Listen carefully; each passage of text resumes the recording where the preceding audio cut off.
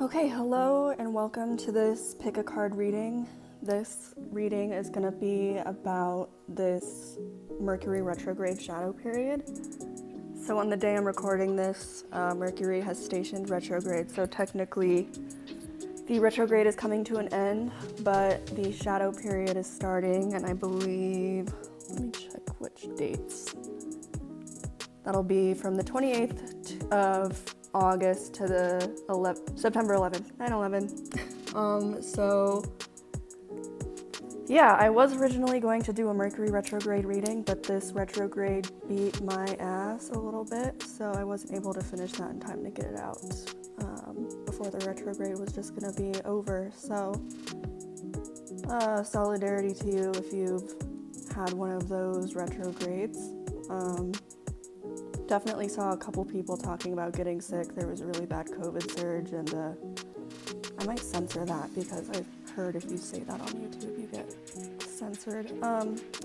Anyway, a lot of people getting sick, a lot of, typical retrograde stuff, just plans going awry, things like that. So, yeah, that's finally technically coming to an end, but there is still the residual energy that we have to work through in the shadow period. So this is going to be advice for that, and we'll have 3 different groups. You can watch as many groups as you want. And yeah, I did pre-pull some tarot cards, and we're going to get into those. Each group will have cards for 3 different kind of sections. First one is the energy around you. The next one is basically like your internal energy, the processes you're working through. And then the third one is like what you need to be realizing, remembering, looking at more closely. So yeah, we have a red garnet, ow, just burned myself. Red garnet here technically that looks, I always think it's onyx, and then I remember, I don't think you can even see it, but yeah, under really bright light you can see it's like this really nice deep kind of maroon color. So that's the crystal for the first group. And then second we have this pyrite, this really cool cube. Yeah, I really like this. It has a nice weight to it. I like the sharp edges. It blows my mind that this just like grows raw like this in nature. So that one is for group 2. And then for group 3, we just have this nice little amethyst. So yeah, go ahead and choose whichever ones you're drawn to, and that will be your messages for this shadow period of the retrograde. And I will put the timestamps down below or in the video or however it makes sense.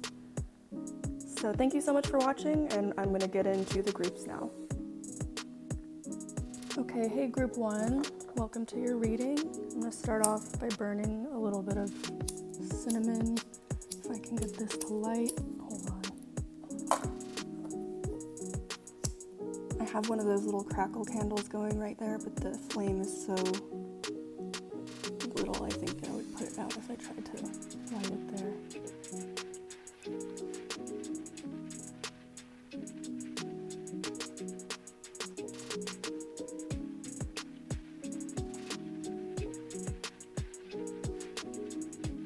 I'm not super into editing yet, so forgive me if there's just this like long pause here while I do this.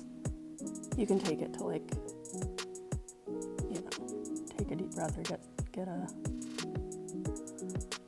glass of water or something, get settled.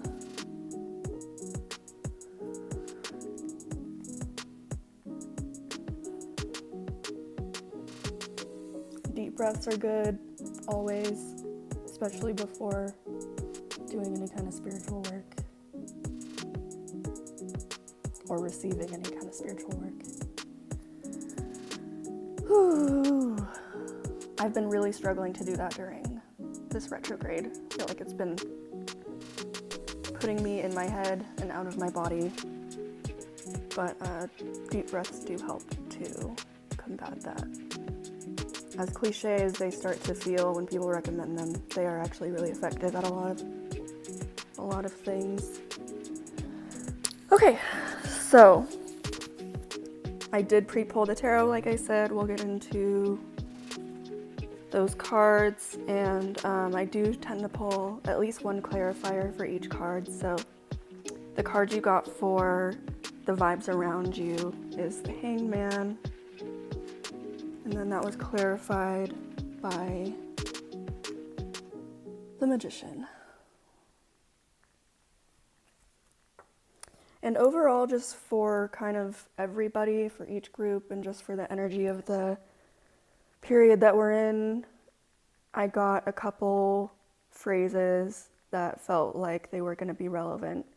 So first one of those is move slowly, but move, which reminded me of, I don't know what this is from. I've just seen it on like GIFs on Tumblr from like way back, but this guy who's like, take it easy, but take it.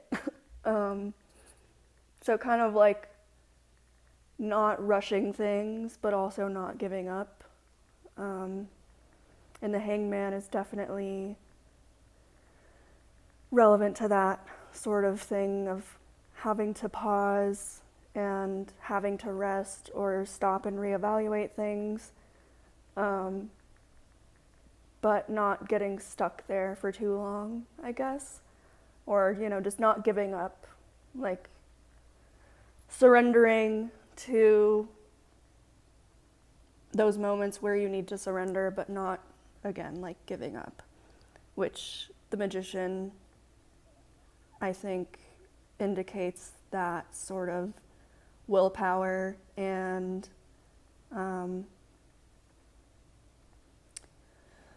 connection with your own potential and like your power. I think this is like being totally in tune with your power, and maybe over here like feeling powerless at least for a moment, and kind of understanding that this period of forced surrender can lead you to being in this magician mode. Like the Magician is about duality and like as above, so below. So, alchemy and being able to turn negative energy into positive energy and being able to combine forces to create whatever it is you want to create. And that's where the little infinity always comes in, is that you can create anything with these forces if you know how to combine them correctly. And a lot of that does just come down to willpower and like belief in yourself. Like that's where a lot of magic comes from, is just belief. So this being like the energy surrounding you, I think this just represents like circumstances beyond your control, like how I mentioned health, or just kind of like something material, or I guess even just some things are so intense in the emotional or mental sphere that they do become physically debilitating. So just something where you are stopped in your tracks in one way or another, or like forced to rest or reevaluate or whatever. Like this is something that may have already been happening during the retrograde, but in this shadow period, I think especially I'm getting this vibe of like really wanting to be just done with that and like get moving, but you just gotta be here in this space right now, or for whatever period of time. What was I gonna say? I was gonna say something else. One moment, please.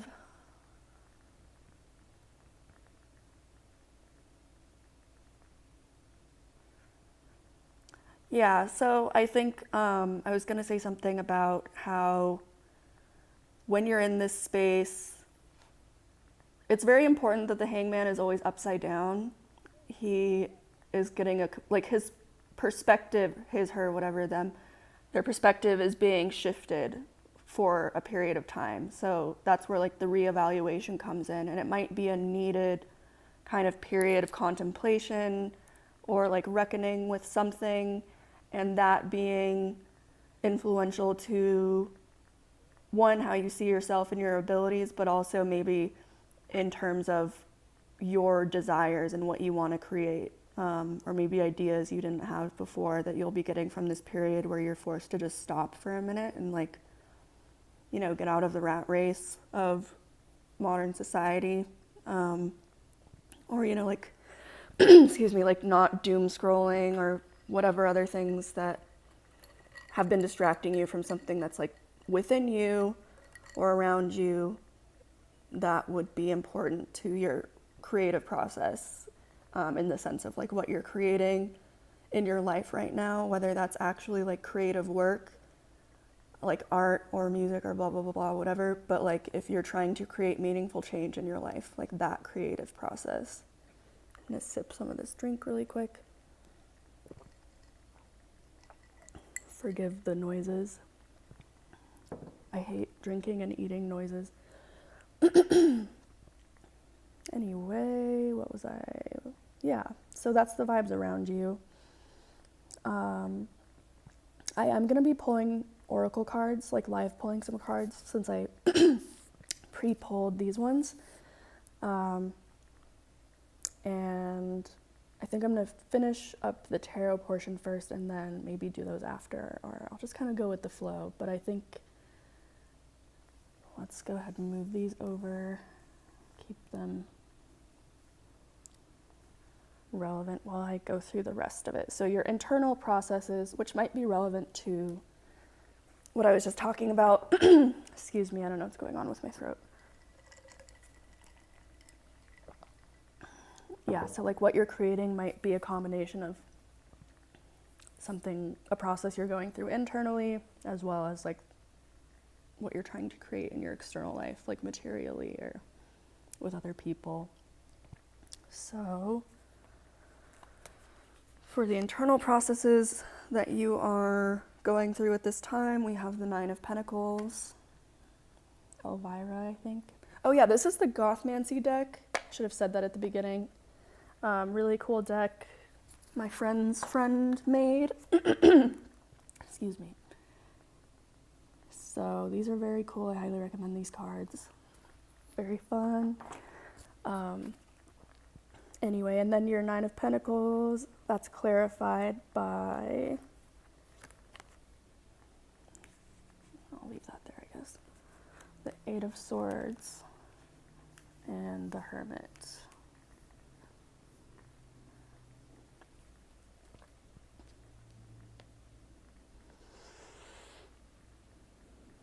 I'm just like loading what I didn't take super detailed notes for this one like I sometimes do, so just trying to remember what I was getting or see what else comes up now.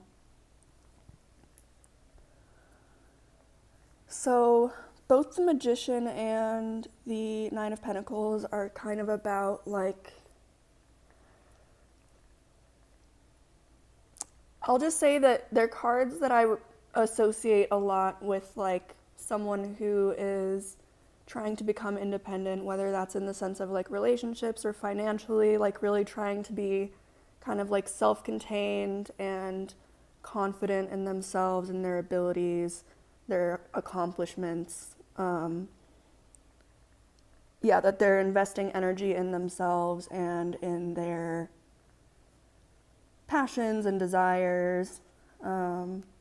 Pentacles are like material wealth, and one of the aspects of this card is like this, the character in the card, here it looks like flowers are part of it, like a very lush garden, like all the seeds you've planted have come to fruition, and you have this kind of, mark of accomplishment and security. Can also be about like, having a secure sense of self, sense of self-worth, and that kind of thing. So I would guess that you have been, if you've chosen this group, working on yourself in one way or another. And because we have the Eight of Swords here, there has just been recently, like, maybe more of a struggle with that than usual. Or, you know, I think with any process like that, that's kind of like, it's a healing process for most people. Like, usually there's some degree of trauma involved with, like, confidence issues. So there's going to be ups and downs. It's not just going to be, like, all uphill from here. It's going to be, you know, there's going to be tides to it and fluctuations. So in those dips, there is a lot of, like, self-doubt and just feeling lost and being kind of, like, limited by thoughts, because that's what the swords are. They're thoughts and words, and kind of it has to do with our mental energy and how we're thinking. And I'm gonna need one more drink. So yeah, I just associate this card with self-doubt and also, like, overthinking things to the point that you make them more complicated than they really are. And, like, this is just a card of anxiety, but specifically this sort of, like, paralyzing anxiety where you just don't move in any direction. I mean, yeah, he's literally trapped by all of these things. Like, you're trapped in your mind kind of thing.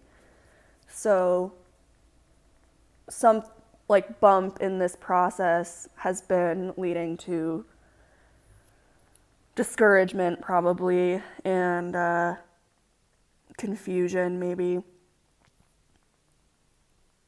And I think with this sort of hangman energy surrounding, it's kind of like, it's harder to look at it as just, like, sometimes, you know, life doesn't go at the pace we think it's supposed to, or the pace that we think we're supposed to be going is different from, like, what's actually going to be best for us in the long run, but we don't know that. So we take these moments as failures, and we get very caught up in, you know, our negative thoughts about, like, what's going on, and it makes it harder to, I think, see forward, which is hard, obviously. And then with the Hermit coming up with that, I think that basically you're probably already in the process, or, like, leaning towards this. I think it just depends on the individual. I think it'll probably vary. I think there are people who, like, really jump at introspection and are really used to, like, you know, if you've been, like, in therapy for a long time, some of this stuff will just be muscle memory, like, oh, I'm triggered, let me journal and look within and, you know, not take my thoughts as truth. Or you might be in a space where you haven't really done that yet, but you're starting to really realize the need for, sorry, I'm trying to get this little spot of whatever that is. Yeah, that you're really needing to, like, look within, or kind of offer yourself some sort of space to witness and, like, feel what you're going through. So I was gonna say something. I don't know. It'll come back if it needs to.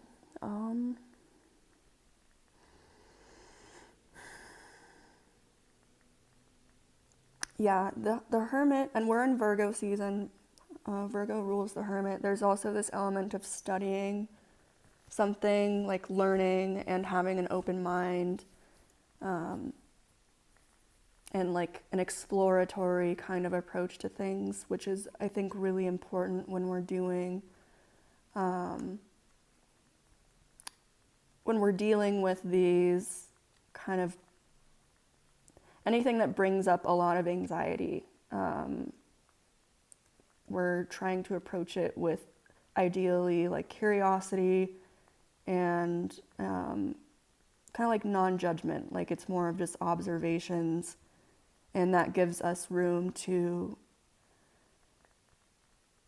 it gives us access to parts of ourselves that may not be as easy to access if we're going into it with a different mindset and like a more judgmental or I almost said profit driven, which is not what I mean, but it kind of does convey the vibe of like, if you go in there to fix everything and like with a motive like that, it's gonna clash with like the actual reality of how our brains work and how our emotions work. And there's just a lot of nuance and things that are harder to understand if you go into it with too black and white of a perspective, which usually can happen when we're kind of trying to rush through, like, I just want to be over this, like not giving things their organic, like their due time, basically, or just it's not fitting into like our plans. So we're trying to like fit it into this mold that it doesn't. But when we're in this kind of non-judgmental, just gathering wisdom sort of approach, we can get a lot more from it. And we can kind of connect to our internal wisdom in a way that isn't really available to us when we're just going with all of our like preconceived notions and rules. And yeah, I think that's all I have to say about that part. I'll put these to where they're still visible. Probably gonna run out of room eventually, but we'll figure it out.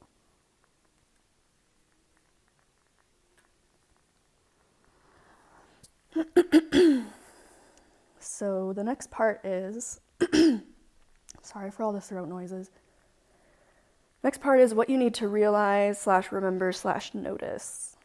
And we got the Page of Swords with the Eight of Pentacles. And then those were both clarified by this Seven of Swords.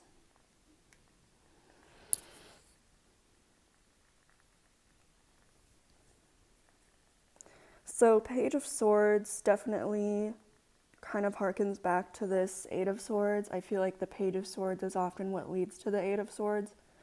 In that it represents like, kind of like thinking. You can see in this one there's trees blowing, like fast moving winds, because swords are air.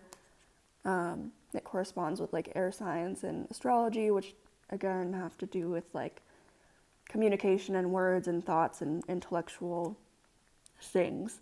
So yeah, it's kind of like your thoughts are moving really fast, you're not very grounded. This can be a very useful energy sometimes, like if you're trying to get something written really quickly, or you're in like a verbal spar with someone. This is like quick comebacks and quick, quick thinking. But it can also end up being scattered or not fully formed, because pages are, generally speaking, like the youngest of the like page, knight, queen, king. It's the child for the pages, I would say like teenage, young adult for the knights, and then the queen and king are the mature versions of the court cards. So yeah, this is something that I relate to. I don't know if overthinking is necessarily the best way to put it, but just kind of like being too cerebral, being too in your head in this context. That's not the whole of the message. There's definitely more to like this Page of Swords and the Eight of Pentacles, but just to describe like how this sort of energy can go south and lead, like when it's imbalanced, it can lead to being like really ungrounded. And I would just say it's like a precarious sort of energy. And I think at any page can be, because it's like the beginning of something. So this is also like new ideas, communicating in a new way or communicating a new thing. like doing something for the first time or figuring out something for the first time.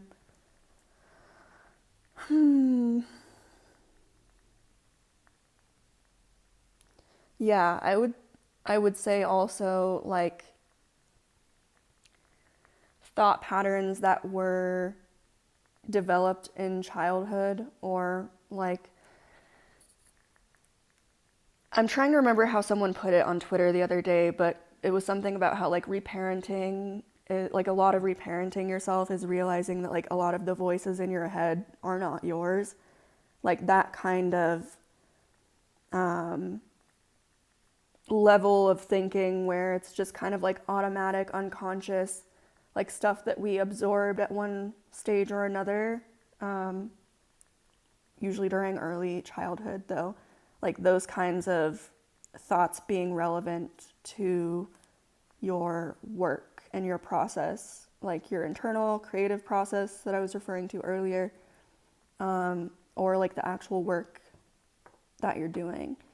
So that brings us to the Eight of Pentacles, which is about kind of working on something that takes a long time or something that is just a continuous process. Like our healing journey never ends, or, you know, if we're learning a craft, it's something often that takes a lot of time to build this skill, and it takes consistency.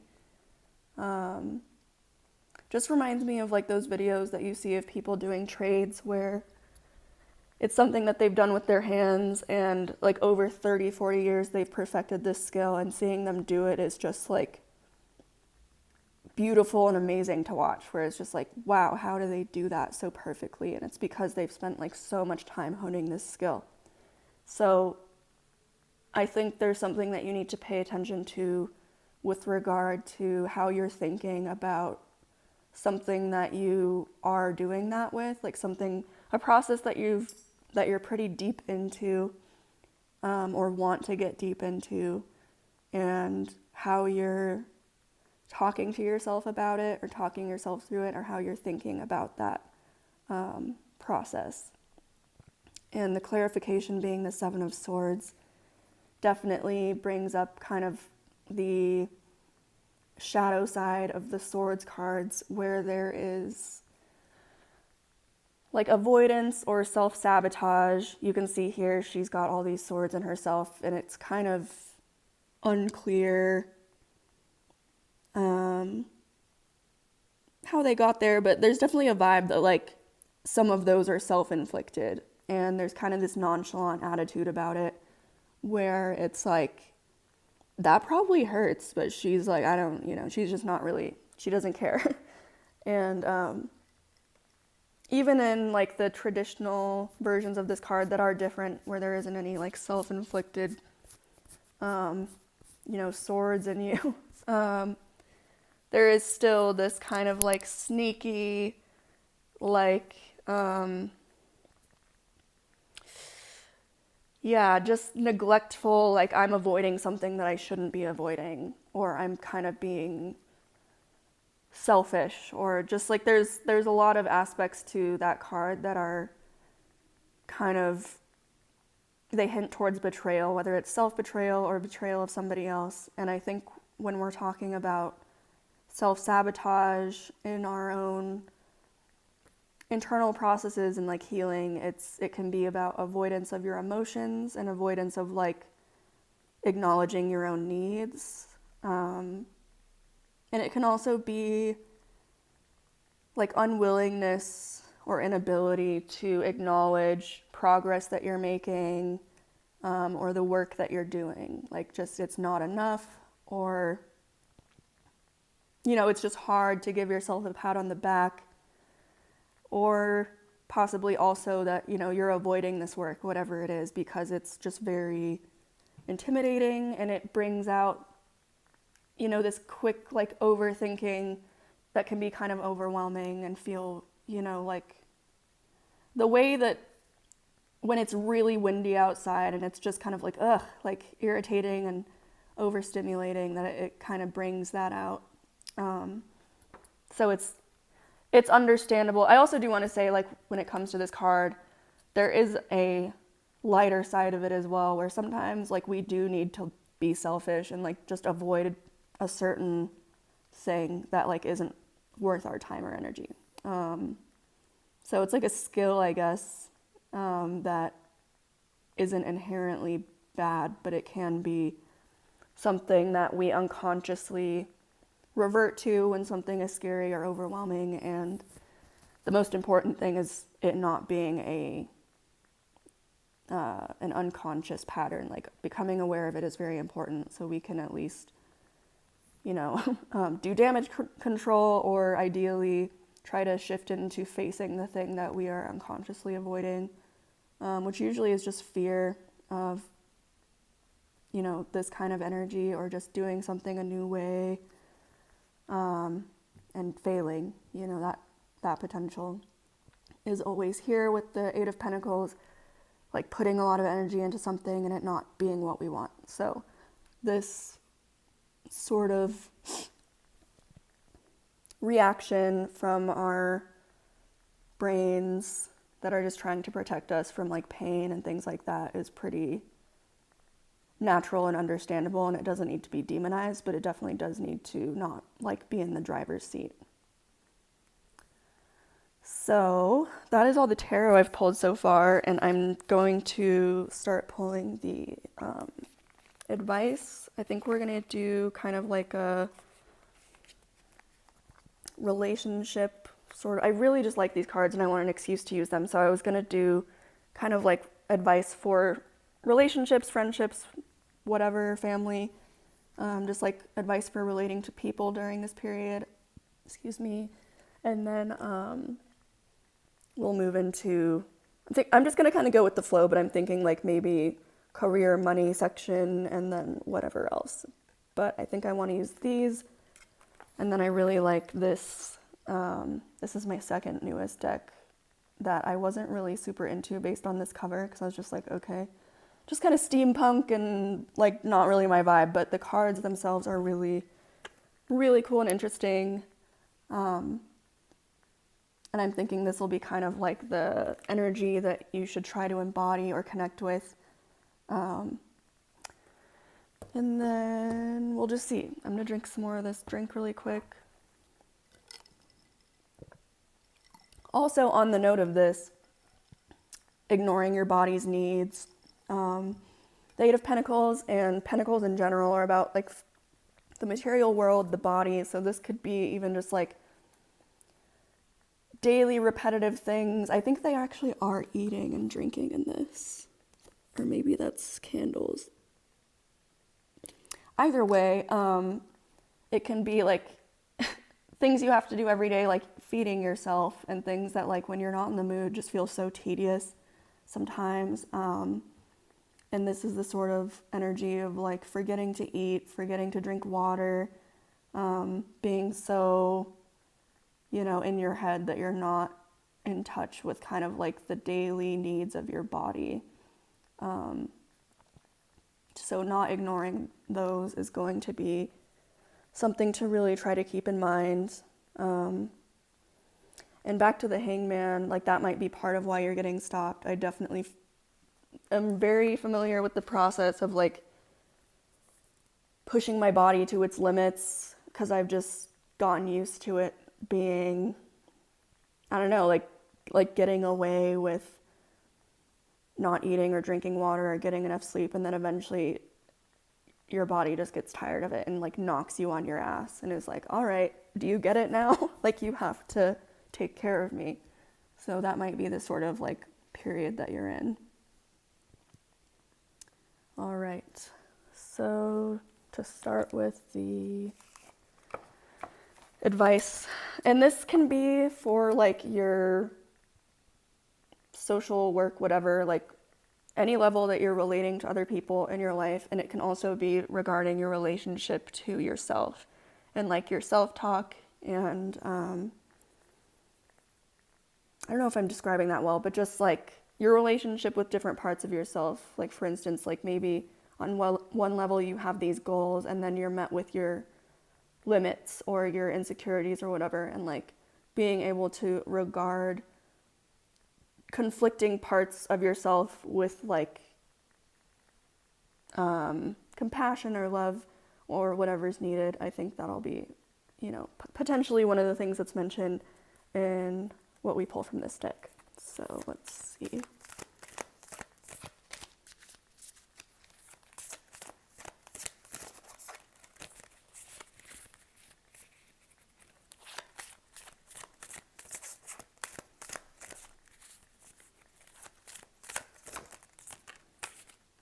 So we have compliments. I love how good it feels to get a compliment, so I give that gift to others. I'll find a nice compliment for everyone I interact with today, even if I have to think really hard about it. In which case, I can follow up by complimenting myself for solving such a compliment puzzle. Wow, I'm skilled. So yeah, I think there might be, this can also be, this Seven of Swords can be like, mean thoughts, just kind of like cutting criticisms. So I think you might be dealing with that internally, or you might be struggling with, just being really annoyed with people around you. So trying to promote kind of adding, you don't have to necessarily stop those thoughts from happening, but just that you're adding in kind of looking at the positives of yourself and other people too, so that the negativity isn't just like dominating your entire mood and perception of life. And then at the bottom of the deck, we have humility. I take a deep breath and release all of my desire to be right. Without right, what's left? A soft and pliable version of me that's willing to make mistakes, hear other people's opinions, and try doing stuff in a different way. In other words, I get to take a pretty sweet, all-inclusive brain vacation. Some restrictions apply depending on the current tenacity of my ego. Yeah, this is very, very relevant to these cards. I definitely feel like you might be in a period where you've been really hard on yourself, going back to these other sword cards, and like maybe kind of hard on other people too, because it's like you're holding yourself to this high standard, and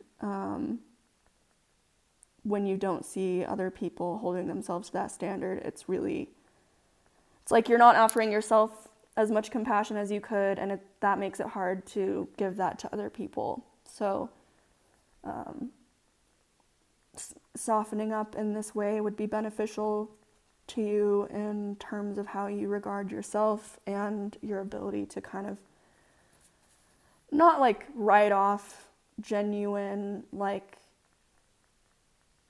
complaints or like abuses you're dealing with from people who are genuinely in the wrong, but just those kind of things where it's like someone just does something and it's annoying to you and it pisses you off, and it's not like wrong, but it just annoys you, and just kind of like when, in the sense that other people can kind of like just get on our nerves and put us in a bad mood sometimes. Being able to soften up in that way will make our lives easier, just like letting people be who they are and having less vulnerability to being affected by stuff like that.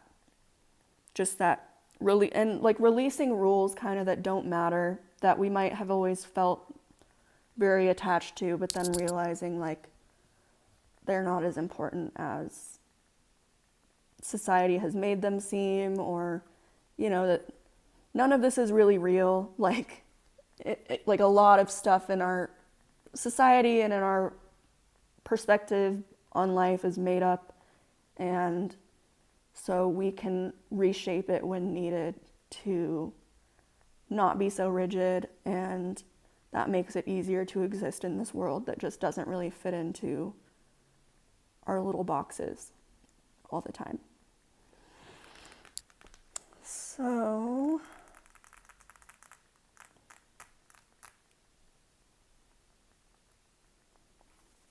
yeah, let's get into these now. I'm going to get into this archeo deck. This is going to be basically like what aspect of yourself to embody, like a piece of your soul to call on and connect with, that will make your shadow Mercury retrograde period more fruitful. I guess I'll put these. Ooh, shit.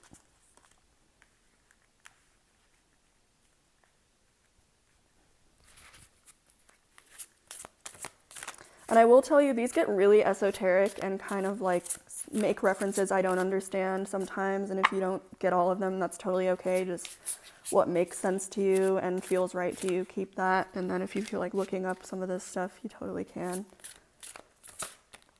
Okay, we got Falcon.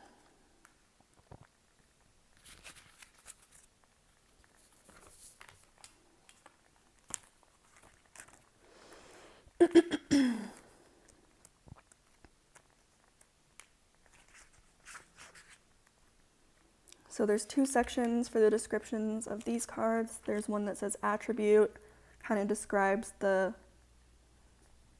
short version of just like the archetype on the card. And then there's the persona section, which goes in a little deeper.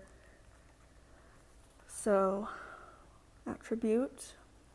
The falcon rises up and gazes down at the landscape spread below. Riding wind and current, he scours the cartography, scanning for impending threat, be it storm, cloud, or swollen river.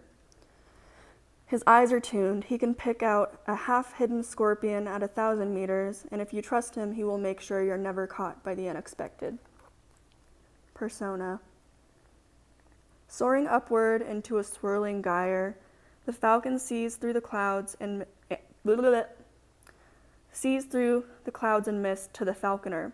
He and she have been one since birth, and their goals are inseparable. He is the wing, and she is the rock. His mission is to map the terrain and plot the safest way forward. Hers is to hold firm the earth. This falcon is no common raptor. He is Horus, god of the sky, who never sleeps. He is unerringly in loyalty to his partner and their company, and his noble temperament makes him the perfect moral compass that can never be circumvented or hoodwinked. The falcon circles the gyre. When he has completed his cartographic survey, he descends from the stratosphere to the falconer's glove, where he whisper feeds his findings, and she, in turn, hands him small sweet meats of starling and mouse. So this kind of makes me think of the two, there's our higher self and our lower, meat self. And there's the part of us that is grounded here in a meat body and is bound by all of our physical limitations and what our brain can see.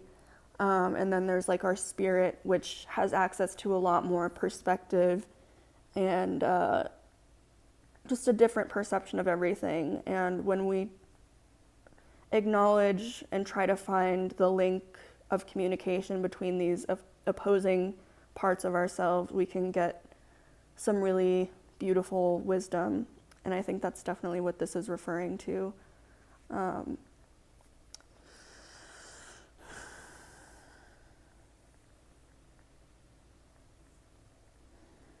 I think this is definitely our intuition and trusting in our intuition. This kind of represents messages coming down to us from our higher self when we open ourselves up to it and hold space for it. And this hanged man is very much like what you would do to make space for getting messages from your higher self. I think I kind of referenced that at one point earlier with the hermit aspect, but this definitely kind of brings that all together. Being able to kind of detach and then not creating space for wisdom to come in and come back to you, but having to get a bird's eye view of things, you have to get some distance from it. I'm going to have to pause here because I forgot I have an appointment and I'm going to miss. Oh, God. Okay. Mercury retrograde. Okay, sorry about that interruption. I had to take a little break. So I think I'm just gonna close out with one more oracle card. This is the same creator as this deck, but this one's not about relationships, it's just general. But just to kind of close out on a light note, because these ones are really cute and lighthearted usually.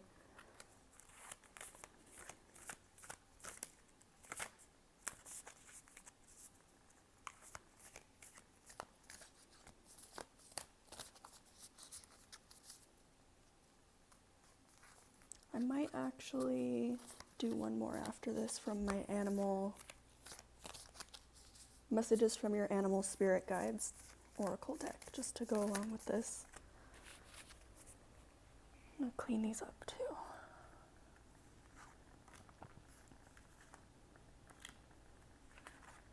I'll keep these out.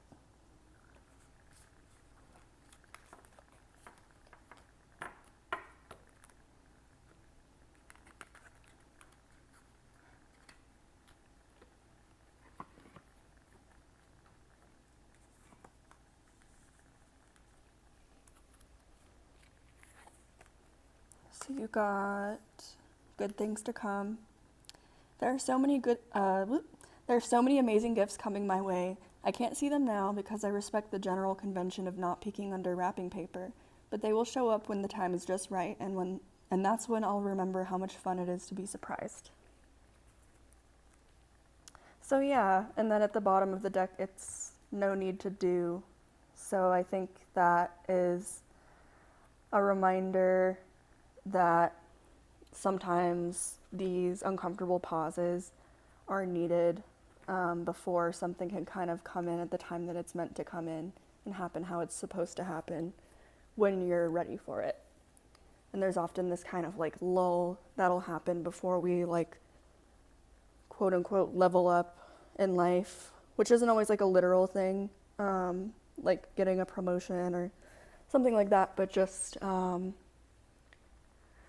a certain experience or level of healing or new found sense of peace, or it also can be something external, but just something that we have to kind of be in a certain level of alignment with a particular energy before we can really like enjoy it, or sometimes even accept it at all, or notice that it's there. So let's look at the animal spirit guide deck. I think overall from these, it's just like trust the process and, well, I guess I didn't read this one. Let me read this one. I'm exactly where I need to be, exactly when I need to be. There's nothing more I need to do. I mean, yes, there will always be laundry and taxes, but in terms of my life's path, I don't need to do anything because I am already here. I take a deep breath, relax, and trust, and then do laundry. That's very much what the Hangman is about too, and what your like general message is overall, is just about that being able to kind of let go.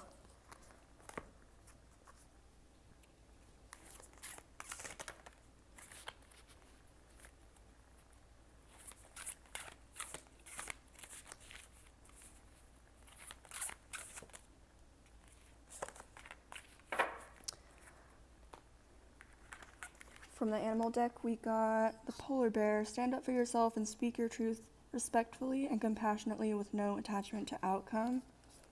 I wanted to clarify that, so I pulled an extra one. We have humpback whale. Music is essential to your healing and well-being, whether singing, playing an instrument, or listening.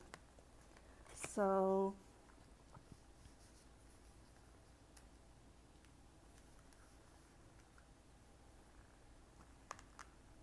it's giving me a new kind of like perspective on some of why this pause might be necessary. Seems like other people's energy, I guess this was kind of brought up here in the relationship deck cards, but like part of the reason you need this pause is to process like maybe times recently where you've had to stand up for yourself or trying to conserve your energy so that you're able to stand up for yourself when you're needing to. And then also it allows you to come from a less reactive space when you do so that you are only standing up for yourself versus like kind of blowing up on people who don't deserve it, or you know, maybe who do deserve it, but like it's kind of an energy that you don't want to be in, or something like that. And that in this period, getting out those emotions through music, like whether it's like you need to cry it out or listen to something that lets your aggression out, that is also a very helpful thing right now as it relates to those conflicts or things like that, but also just like whatever is bubbling up inside right now, while you're like kind of immobilized, or even like the sorts of things that are, you know, keeping you stuck. If there's some element of that where there might be, like emotional repression might be a part of like what's blocking you on a certain level, like mentally or otherwise. So yeah, I think that's all I'm getting for this one. I really hope this was helpful. Any feedback is appreciated, whether it did or didn't resonate, or if you want to share with me anything specific, like any synchronicities or anything like that, that would be really cool. But no pressure, of course. And like the video if you liked it. Yeah, and I will leave my information in the description if you want to book a personal reading with me. I do readings where I would record a video like this, but it would be just a private link for you to use, and you could go back to it anytime you want. And then I also do live virtual readings on Zoom. So thank you so much. Good luck with this Mercury retrograde shadow period. Take it slow, take it easy, but take it. Okay, going on to group 2. Thank you, bye. Okay, hello group number 2. Welcome to your Mercury retrograde shadow period reading.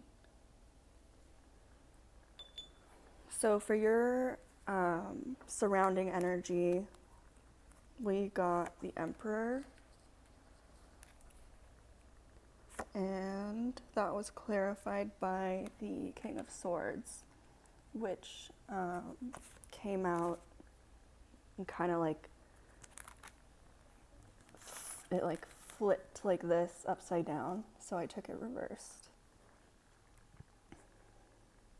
And I definitely get this kind of vibe of being around somebody who is really intense and like maybe overbearing, or just there being this like kind of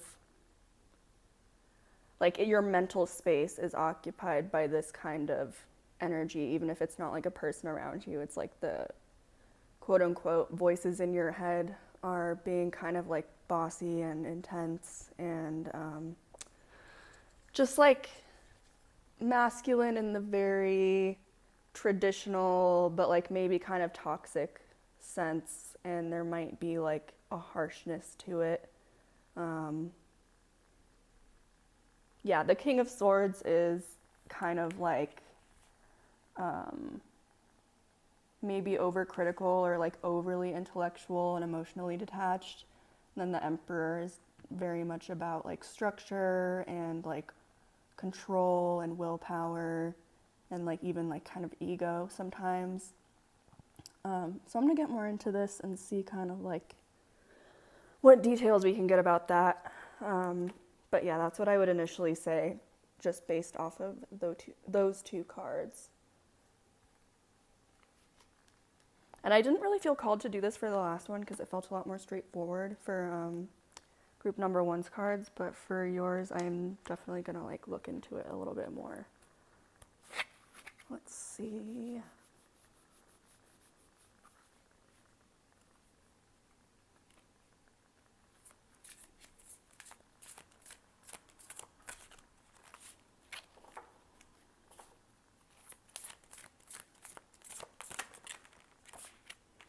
So we got the Five of Wands, which is kind of about strife and conflict, or just like a lot going on at once. Yeah, and like kind of a controlling energy, because I'm looking at these that just kind of came out while I was flipping through the King of Cups and the Devil. So it definitely seems like a masculine energy, whether it's like actually a man or not. Just kind of like all of the stereotypes of like a controlling sort of male energy, like that kind of vibe, whether it's just kind of in terms of like old patterns you're dealing with mentally, or if it's like a real like person that you're dealing with. That's like kind of the vibe around you. So I'll see, well, next we'll get into the cards that I already pulled for like your internal processes during this time. And that's kind of going to reflect how you're dealing with it, like how you've been affected by this vibe. And then after that, we'll get like some advice. Let's see. Yeah, so we got the Chariot and the Lovers, which were clarified by the Queen of Wands. So I think internally you're trying to go after whatever you're going after and just like stay the course of that, and focus on moving forward, and also being, I don't know, moved, I guess, from the heart, like being motivated from the heart, being true to yourself. This is also about choices and like duality and like choosing to make the loving choices and stuff. And I think with the Queen of Wands, that's very much like following your heart and intuition, and there's a certain confidence and positivity and yeah, like I don't see you necessarily being like super terribly affected by this external energy in the context of that. Like you're still just kind of like moving forward on your path and like staying true to yourself is how it seems based off of these cards, which is good, obviously. Oh, but let's also, I forgot to add this, it was also clarified by the Four of Cups, which I feel like this is one of the easiest cards to understand in the tarot without like any knowledge about the tarot, because it's just like you can see what's going on here. I think that like this could always mean a couple things, but what I'm reading it as now is kind of like ignoring this vibe that I described initially, like just kind of like instead of becoming too preoccupied with it, you're just focusing on like what you need to focus on as best you can. I'm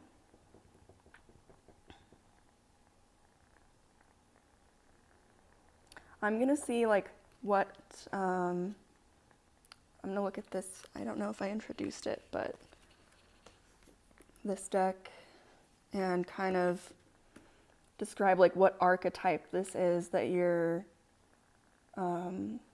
leaning on internally right now, just to get like further confirmation of like kind of like your internal vibe right now.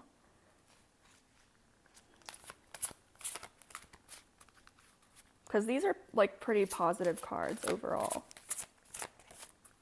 There's always duality to everything, but like nothing is reversed. Okay. So you got Poet, and there's this blue bird. I think it might be a blue jay. I know blue jays, or wait, maybe it's cardinals. I think they might be one of those birds that's like known to be a spiritual omen of like a loved one or ancestor or something like that. So I always point out potential synchronicities just in case. Where's the book? Okay, so I'm going to read this one, and this deck is kind of esoteric, and yeah, kind of, I don't always know exactly what it's talking about, but it has some really cool messages.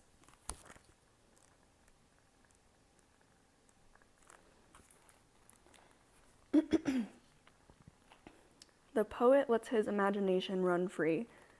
His words concentrate and distill, making visible the ethereal, bringing focus to beauty, and inviting us to pause and consider.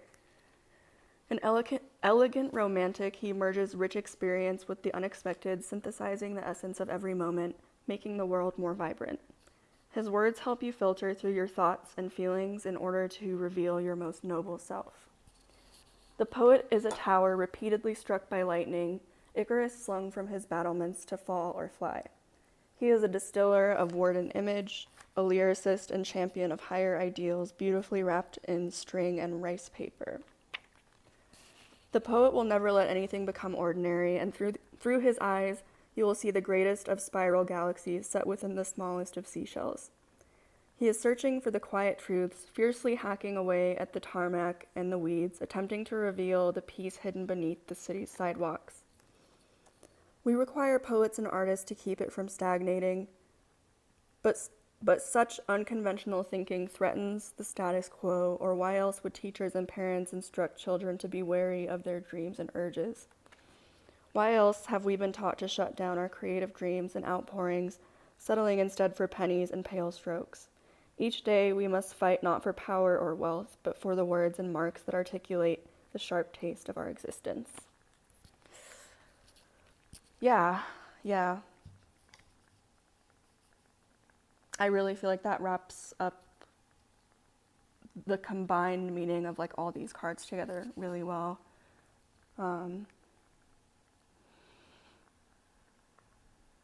Yeah, I feel like if there is this oppositional energy in your life, you're really using it to your benefit, or like expelling it as much as you need to keep it from like hindering your growth or your fulfillment. And in that sense, I feel like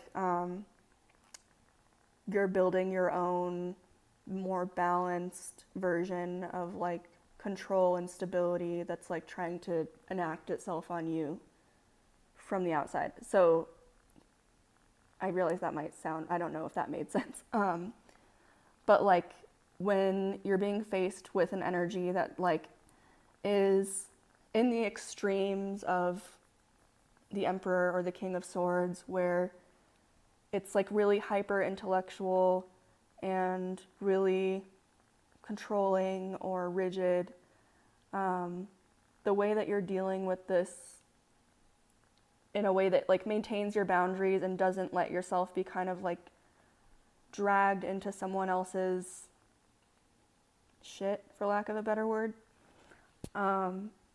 that in itself is building your own boundaries and control, and like that's creating structure in your life in terms of like what you allow for yourself, what you allow to influence you, and like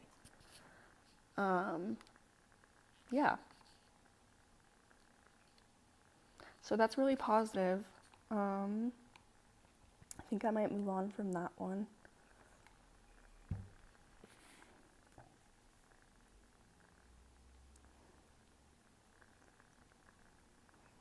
So the last prompt I did for the cards that I pre-pulled is what you need to, it was a little different for each group. For your group, it was what you need to see/remember right now.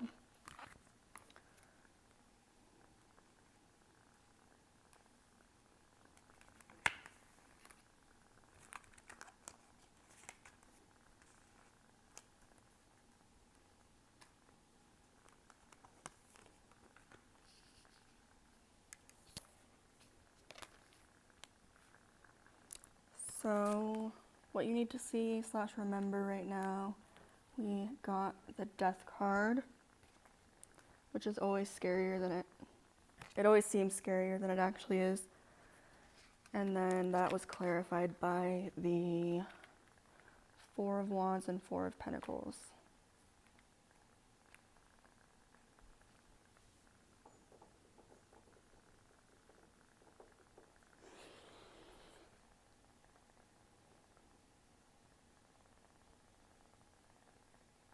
I remember when I pulled these cards, this one kind of like hit me really hard, and I remember being like, oh shit, when these came out together, and it just like hit a very clear chord.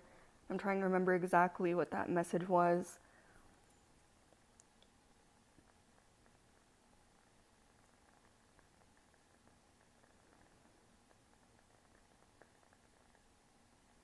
Basically,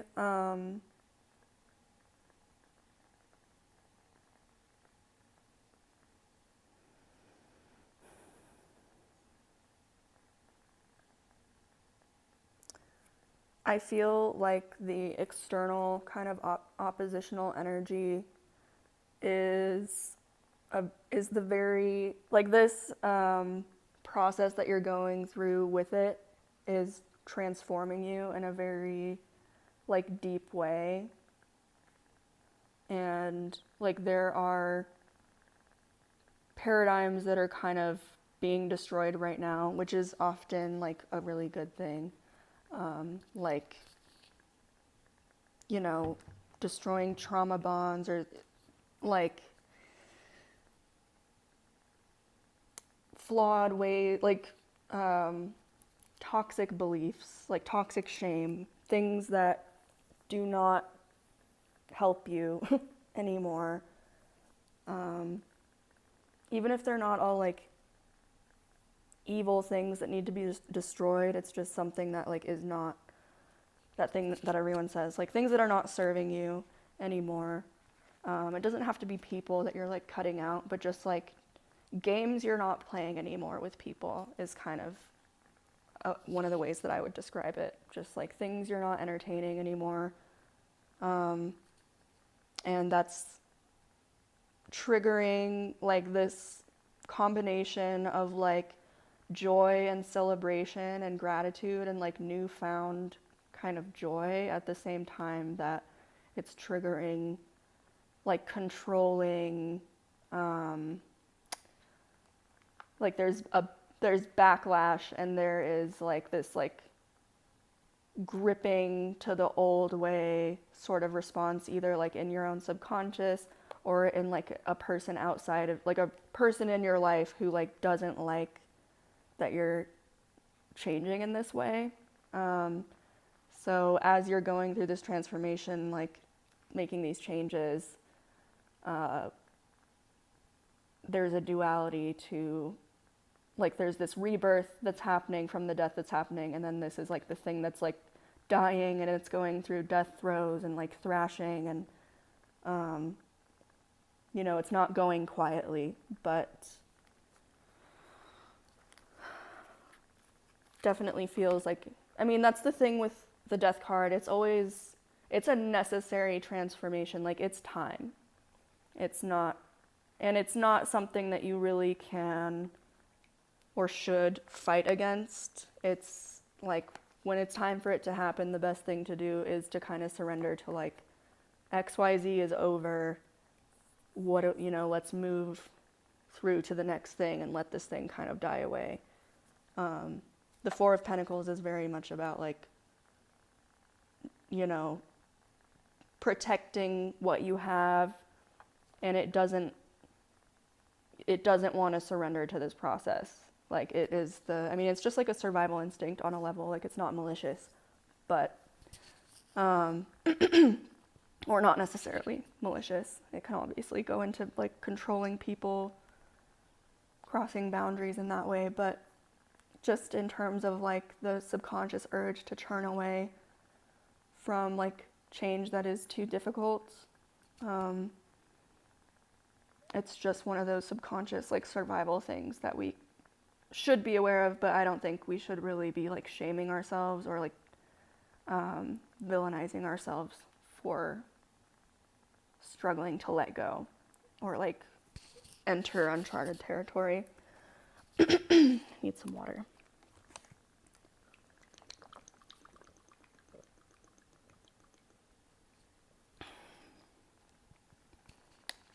But yeah, there's also this thing with like, when you do get to this point, like this Four of Wands, like celebration, where you've let something go because you've had to, or because whatever, it just, for some reason, in some moment you decided to like let go of a certain thing, and you've now had, like, maybe for the first time you're experiencing a new level of joy or like self-respect, or just something that is like new and nice, and just kind of like one of those positive consequences of like doing certain healing work, where it's like that that meme, or like, I don't know, that picture of Nicole Kidman after she divorced Tom Cruise, where she's just like, I'm free, like that kind of vibe. It's like once you've seen the light, like things, like you can't go back, like things are different now. So that's also one of the aspects of the death card. It's like you can never unsee this, like you're changed forever, and that's a good thing, but like that's part of why kind of resisting the transformation is like a futile kind of thing to do, because things are different, but it's not, that's not necessarily a bad thing. So I'm going to move on to the next deck I wanted to use, which is kind of like advice for this period. And I'm going to be using my love and relationship affirmators for that. And this can be like your relationship and like social life and like coworkers, whatever, like people you interact with in real life, platonic or otherwise. And then it also can just apply to like how you're relating to yourself and how you're talking to yourself.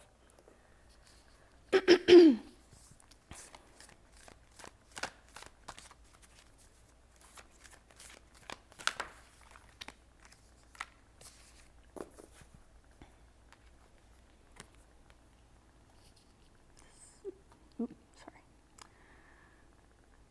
So, hello, focus. I can't get it to focus, but anyway. Giving. I welcome the idea of give and take in my relationships, and I eagerly practice the give part. By giving freely, I discover just how fun giving really is.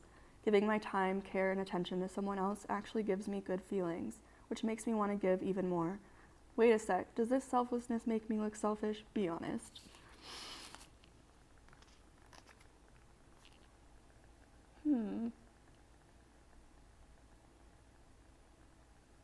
I want one more, because I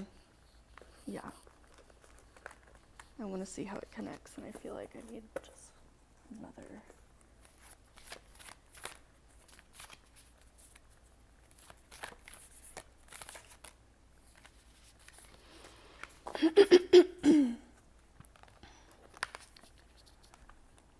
So we got acceptance.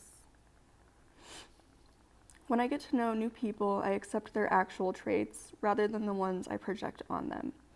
Same goes for not new people I already know. Acceptance is the delicate art that reminds us everyone is their own unique self, and we can't expect them to ever be anything but. Man, how did those snowflakes do it?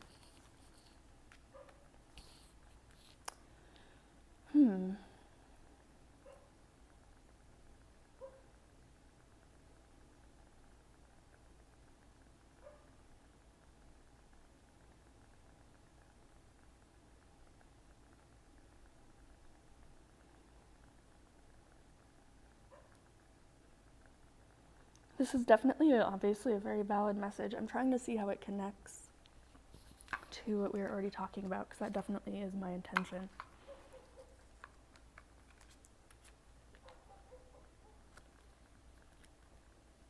Okay, yeah, I just kind of got a clarifier from this deck, and it's the Warrior, and that kind of confirms. I was getting a couple like loose ideas of what I was thinking this might mean, and this confirms one of them, I think, which is like, I think it could be the sort of thing where in periods where you're having to like really hold your boundaries or like stand up for yourself, or deal with like someone overbearing, or just someone who like where you really have to stand on business with them in order to like protect your peace, or like protect your ability to like be yourself and feel your feelings and like go after what you're wanting to go after. It can be like, it can kind of like get us stuck in like a defensive posture, or it could kind of like harden us up at times. I didn't like super duper get that vibe from the other cards, but I think maybe it's a combination of making sure that you're still making room for like keeping your heart soft throughout this, both for others and for yourself. Not 100% sure with this, like if this is the message that's coming through, so like take it, you know, however it feels right for you. If it's something other than what I'm saying, then listen to that, but that's kind of what I'm getting. And then of course, yeah, like practicing being generous with yourself, like your self-care and your like taking your actions in good faith, giving yourself the benefit of the doubt. I mean, obviously, like be honest with yourself about your intentions and the consequences of your actions, and like your own ethical, like moral compass and everything like that. But just in the terms of like being kind to yourself, like not engaging heavily in self-criticism. Like you can be honest with yourself about like things you need to improve on without giving into the urge to be cruel. You know, that doesn't really help and it's not really fair. So I think that could be part of this. And I mean, especially if you're dealing with someone who is like that, who kind of like, they might influence your internal monologue or dialogue or whatever to be more like rude, then it's really important to counter that with like adding in more positivity to how you talk to yourself.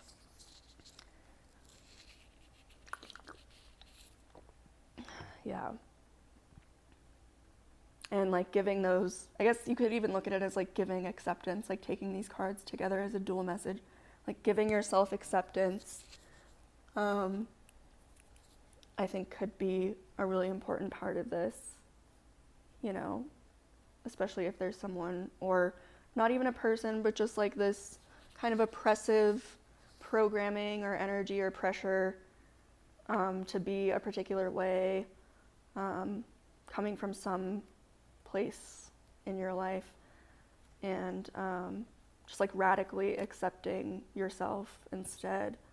And also you can apply that to the external thing, that you're accepting that this person or energy is like this because it just is, but it also doesn't have to rule or like lord over you.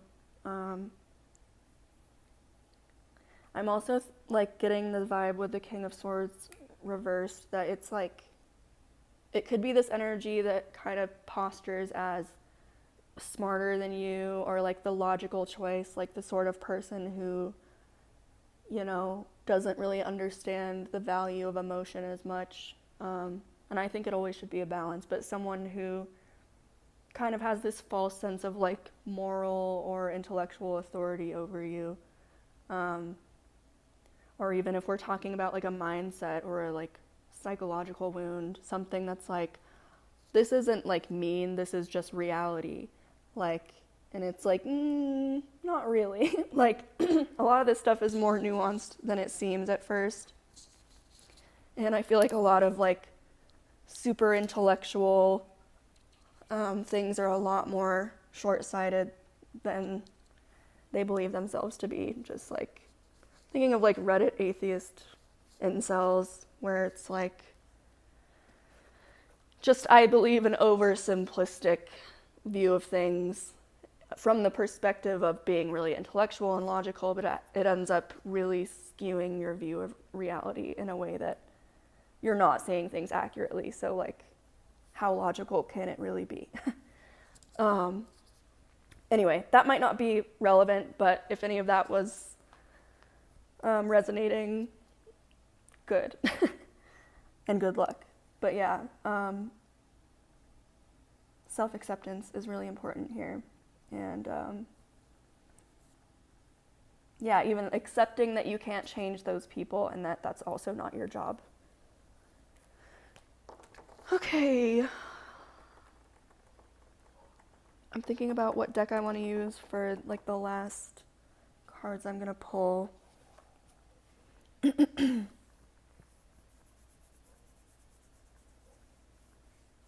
Oh yeah, and I wrote this down when I just wrote down which cards came out.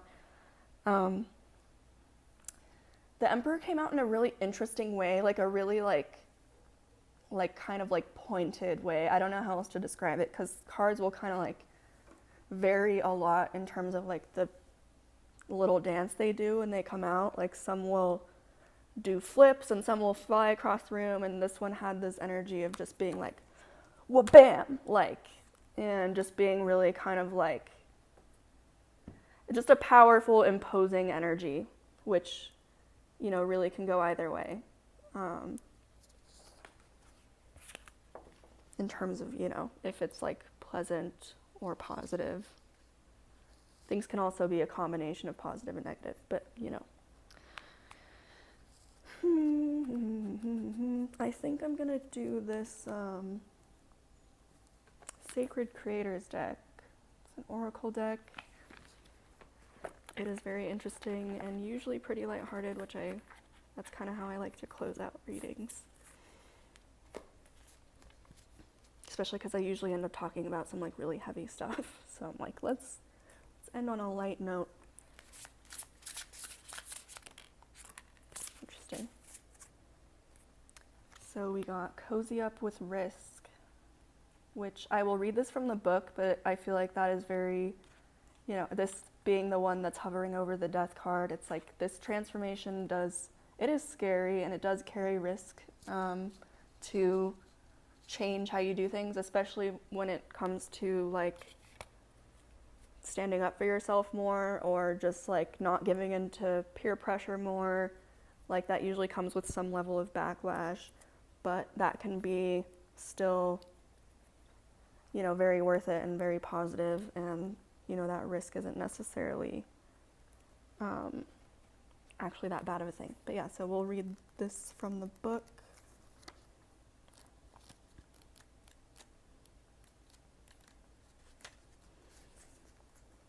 Okay, so risk is inevitable when you are pursuing your dream, so go on, cozy up, and get to know each other. Risk is a little bit like a campfire. Both need to be watched and tended carefully, neither should be feared, and respect and responsibility are a part of the deal. And just as a campfire can be a magical catalyst for 100 wonderful stories, risk can be the catalyst for 100 realized dreams. Encountering risk means you are aware, pushing boundaries, and innovating. And you are bravely trying new things, testing ideas, and living. Ooh, that's interesting. This candle just went out. I don't know if you can see the smoke. That feels cool. Maybe relevant. Ow. I'm also going to adjust my position because I've been sitting on my knees and they're hurting now. Okay, anyway. So, encountering risk means you are aware, pushing boundaries, and innovating, and you are bravely trying new things, testing ideas, and living. Trust that your reward will be waiting for you when you take your leap of faith, and that you'll find your soft landing in love, in your investments, or in your creations. This is a catalyst for something better. You are working towards an extraordinary life, and the only way to arrive passes right by the warm, inevitable glow of the unknown. And then there's a series of questions to ask yourself. You can use these for like journal prompts if that's something you're into. So, 1, are you worrying without any real cause? Are you stressed when things go exactly as planned? 2, I need water again, sorry.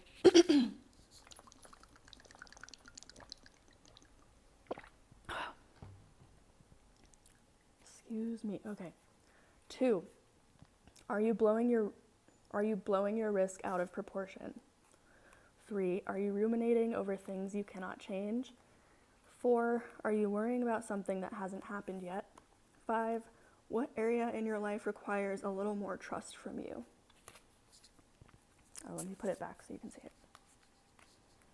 And it has this really cool, like, red-orange, like, root chakra, sacral chakra, which is, like, the, you know, the one closest to the ground when you're sitting down, and you're kind of, like, lower abdomen, and the root, the red, is related to, you know, physical, like, grounding, like your sense of safety and security, which does relate to this, by the way. And then the orange, lower abdomen, is your sacral, which is like creativity, also sexuality, which definitely comes back to all of these with the Queen of Wands, the Chariot, and the Lovers.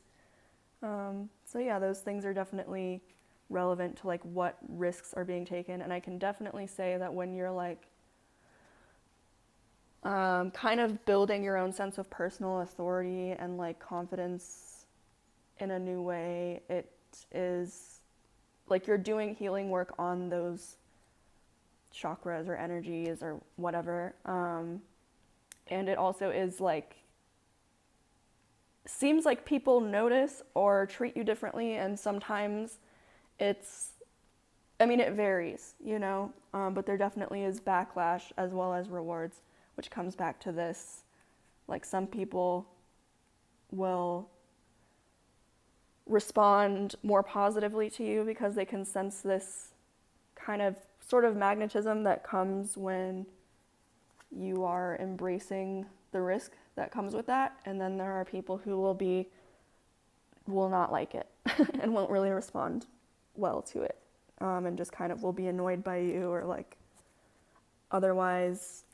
not super excited about your new vibe. So, but fuck 'em. That's kind of one of the big messages. Where is your crystal? I wanted to bring that back out, but I don't know where I put it. But that is very much like a grounding, if you can, where the hell did I put it? I'm sorry.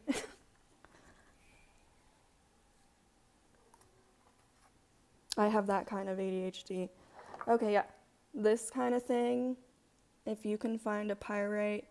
I love the sharp edges too. It's very much like hard boundaries and like, I just love it. And this kind of, I don't want to promote the whole crystal trade too much, but if you can find like if you already have something like this, or you can get it ethically or whatever, or even just like looking at, I find even like looking at or thinking about certain crystals, like if you're into that kind of stuff, can help you connect with that energy and like stand more in it.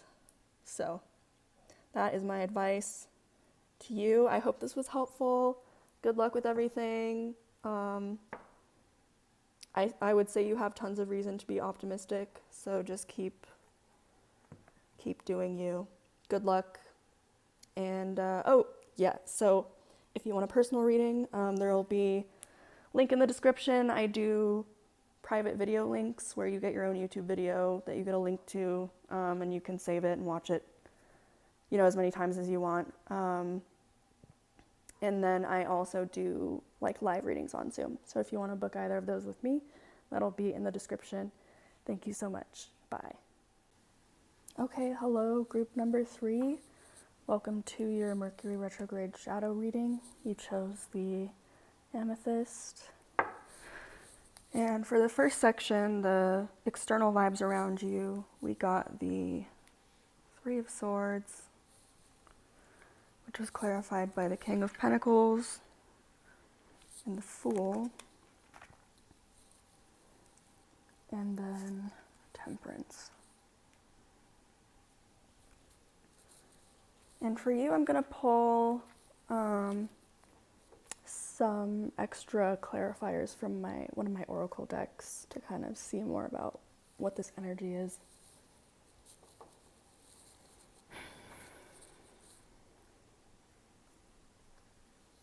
And for that, I'm going to use my archeo deck.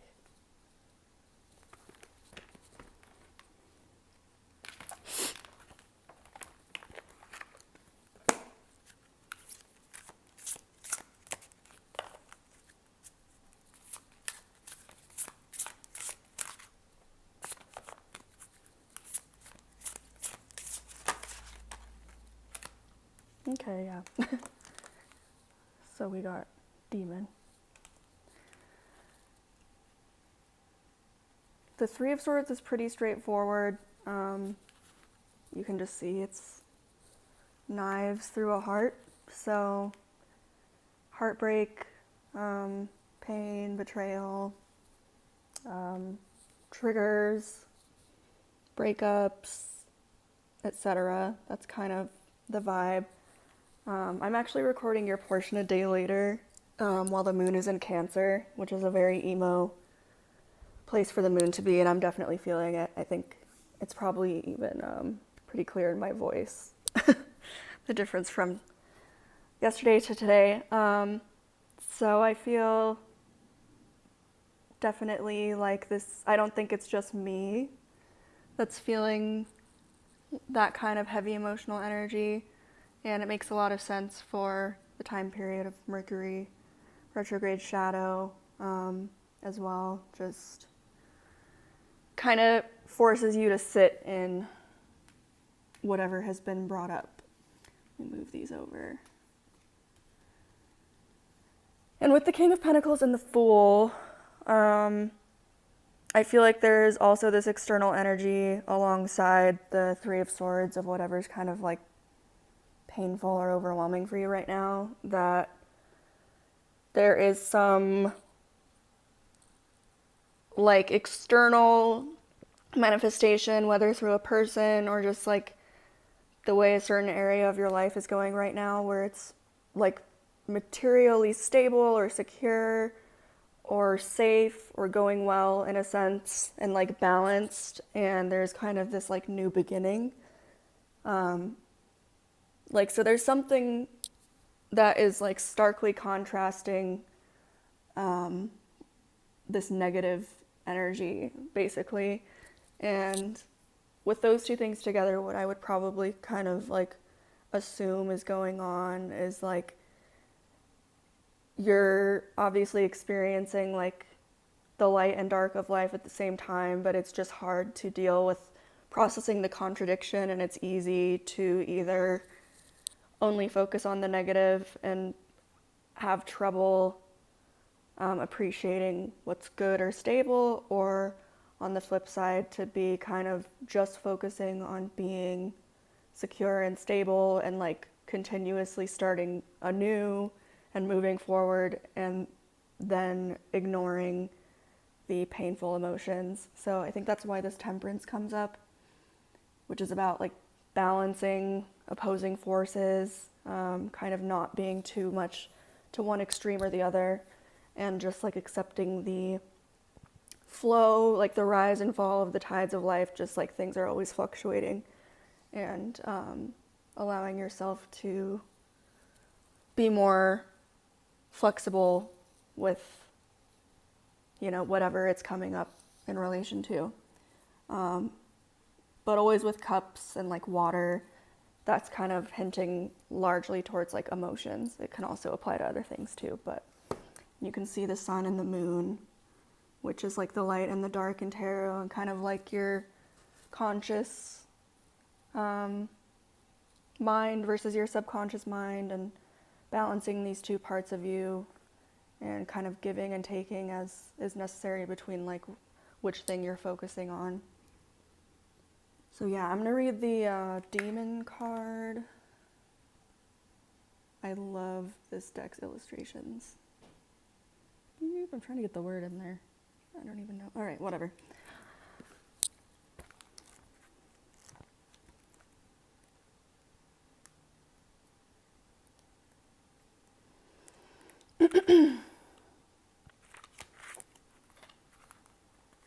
Okay, so the demon is contrary and complex, offering you a glimpse into the poison chalice without demanding that you drink. If you keep him at arm's length and take his insights in homeopathic doses, he will keep you protected from greed and envy. But his greatest contribution to your cause is to make it possible for you to recognize those who wish you malice. In many ways, the demon is the hardest archeo to acknowledge, yet he is necessary. Without him, we would be utterly gullible. On the other hand, he is a slippery manipulator. On the other, he helps us recognize dishonesty and duplicity both in ourselves and in others. If you keep him contained, his familiarity with animosity will serve you well, but if you allow him to convince you that indulgence is your birthright, you will quickly lose your way. With one foot in the dark and the other dancing in blinding light, the demon is both tormentor and realist, and thus an unpredictable teacher or ally. Certainly you must hold him at arm's length, but do not try to banish him. You do not want to make him a dire enemy. When taking his counsel, it would be wise to call upon the sage and the warrior for arbitration and protection. Remember, your fascinations, addictions, and repulsions are your weaknesses, and he will try to play upon them even as he is warning you of an external threat. Ooh, yeah. So in tarot, the equivalent to this would be like the devil, and it's a very similar energy of like it representing a part of us that's kind of like our survival, fight or flight, like fear complexes. And so in that same way, it's like there's a part of you that has kind of a root in being necessary for your survival, but it can be also like used to, get you off track or get you ensnared in toxic patterns. But at the same time, you can't separate this part of yourself away just because you want to. It's just like it's a part of us, it's a part of being human, and it's about trying to balance it, which comes back to the Temperance card. So I'm going to move on to the next section, which is processes you're going through internally right now, so like emotional journeys that you're on and that kind of thing. Like this would be the sort of stuff like if you're in therapy that like you're working on becoming aware of. Whenever you're like introspecting, this would be the stuff that you would be finding, is basically the sort of question this is supposed to be. And you got the Wheel of Fortune with the Six of Swords and the Page of Pentacles.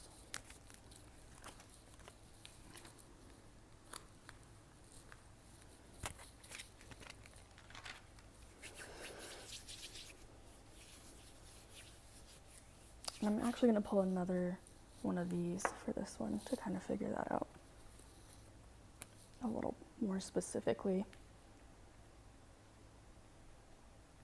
Initially, I would just say, like, you're experiencing big kind of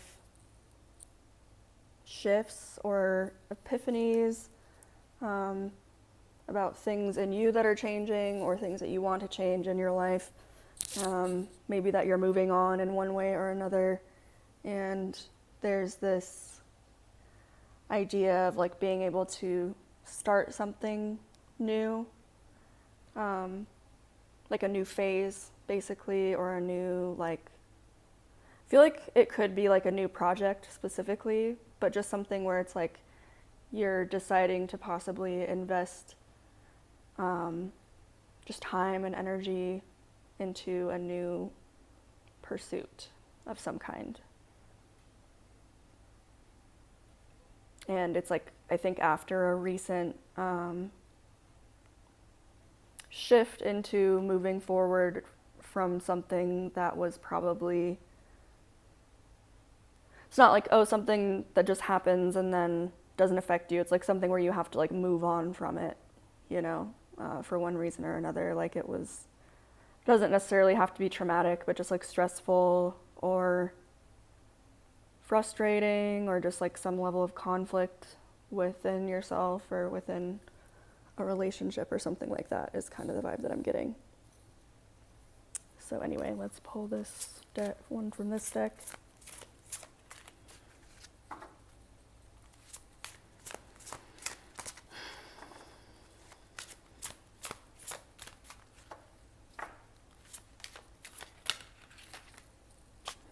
All right, we got two.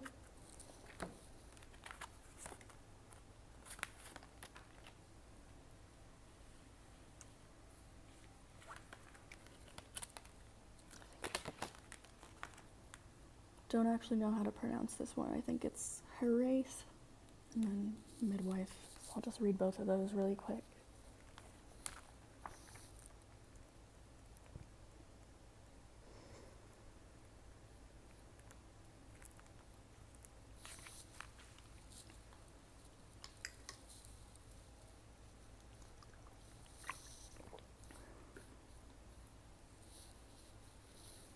So the Heraith is elusive. She is the sense of loss and nostalgia we feel for a place or a person that we never knew.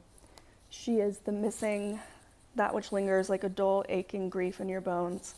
If you chase her, she will recede, but if you invite her to make herself known, she may approach and relieve you of your hollow longing. The Heraith touches something within us that sits hunched and gnawing in a corner of our souls, a vaguely conscious emotion that can never be brought to the surface and named. The Welsh have a word for this amorphous sensation, heraith, defined as a homesickness for a home to which you cannot return, a place which maybe never was, the nostalgia, yearning, or grief for lost terrains of your past, or the sadness that comes from knowing that someone who is deeply important to you is forever just out of sight. When we are young, we often believe this someone to be our kindred spirit, our love. Later, we realize the missing person resides within, and in order to negate the clinging feelings of loss, we try to mend our sense of being broken by searching for a way to bring together the fragmented parts. In hindsight, the missing part of us may in reality be what it first seemed, a shadow companion whose presence will only break cover when we turn sharply to embrace it.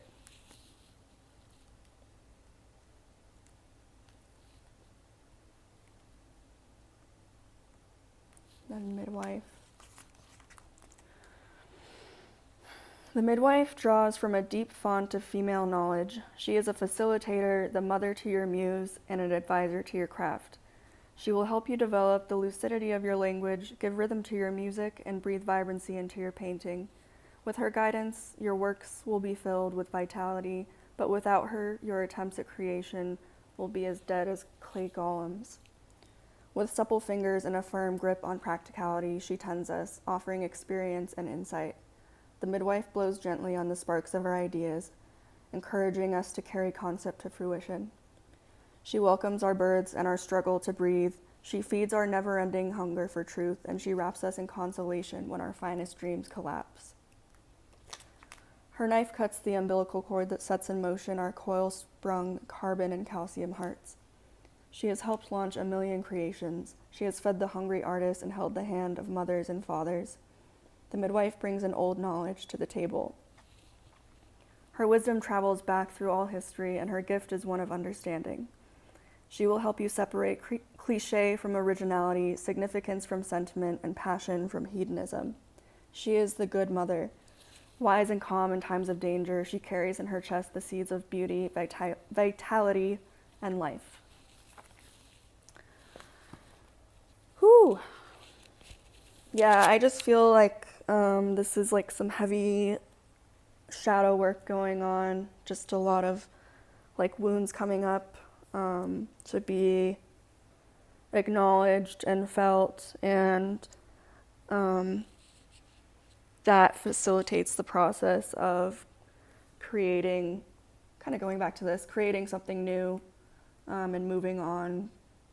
Like the only way out is through kind of thing with regard to moving through tumultuous emotions and experiences. And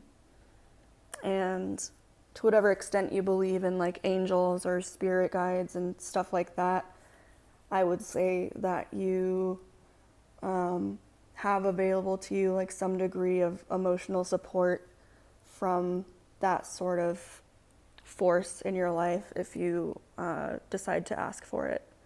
And in my experience, there are certain sorts of support and encouragement that you can get without asking, but once you start asking, the messages get a lot louder and clearer, or more intimate, I guess. Depends on what you're ready for. It took me a really long time to open up to the sort of ideas of spirituality that I believe in and practice now, but a lot of it started with those little experiments of being like, okay, well, show me a sign that like I'll be okay, or something just as simple as that, or just, if you did believe in something, what would you pray for, and then pray for that and see what happens. So this wasn't necessarily going to be an advice portion, but there's a little bit of advice from me, I guess. So yeah, what you're dealing with internally is kind of a rebirth process, and there is a lot of pain with that, but then at the same time, I'll kind of make these more visible again, there is this balance of like feeling maybe a new level of like safety and security in some area. And I've heard and do kind of believe that this is very true sometimes, that there's a certain level of grief we can't process until we feel safe. So it might just be something like that, where now that you are in a position where you feel safe and like you wouldn't necessarily expect for certain feelings to be coming up, they're coming up because you finally aren't just in survival mode and you have more space to feel this stuff. So, I'm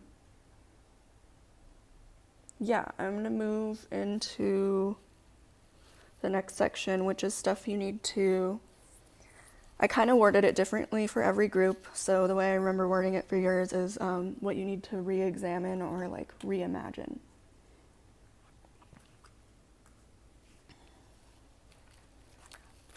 I want all the cards to be visible, but there's just I'm not sure there's enough room. We'll see.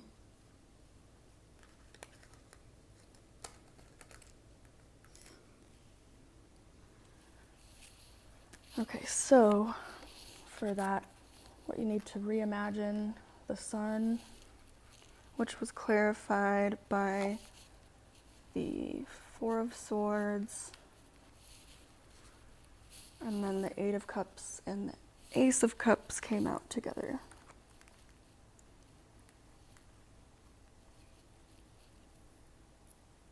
So I guess, this connects pretty literally to the narrative I was just describing, I think, where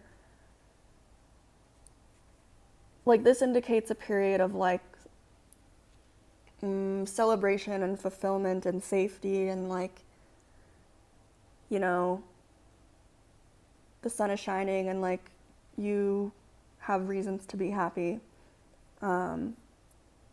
but you still probably are going to need like rest and time to let that sink in and make room for that, because, and like in terms of make room for that, like specifically like emotionally in your heart, like there's probably stuff that you need to be releasing, not just in the sense where you're like, I'm letting it go, but the sense where it's like you've got something like lodged inside part of your emotional body that like needs to be squeezed out, and it may be uncomfortable. Like that's pretty unavoidable when we're looking at a Three of Swords situation. Like not every emotional process in life has to be like that, but some do. So I think there's something about whether that's happening now or not, just like that may have happened recently, or it may be something that needs to happen, or both, like in the future, where it's something you really can't rush, and you need to feel safe in order for this stuff to be released, so that you can kind of be able to receive the light of the sun. And then this is another card here, the Eight of Cups, about moving on. And the Ace of Cups is like new emotional beginnings, like very much represents like emotional healing to me. Like it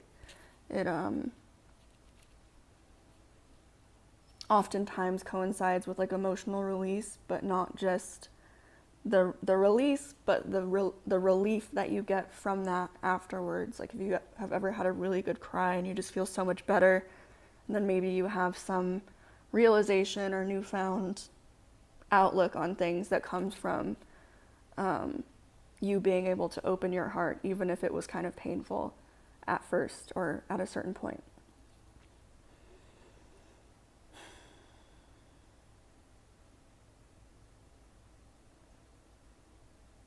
Trying to think if there's anything else I wanted to say about that or anything else that's coming up. Yeah, there's definitely something, like I feel like the Four of Swords is really important, and I know this was the first card out and these were clarifiers, but like I felt compelled to put it in the middle, and it feels like an aspect of it is, like a really big aspect of it is having patience with yourself. And the swords represent thoughts, so I do feel like part of it is like not rushing to understand things right away, like just kind of experiencing, not necessarily analyzing and judging whatever it is that's going on, whether good or bad or whatever. I'm going to pull from the affirmators, love and relationships, and I'm hoping that will kind of comment on this, like what you need to re-examine, whatever, blah, blah, blah message. And it'll show me if I'm on the right track with what I was saying, hopefully.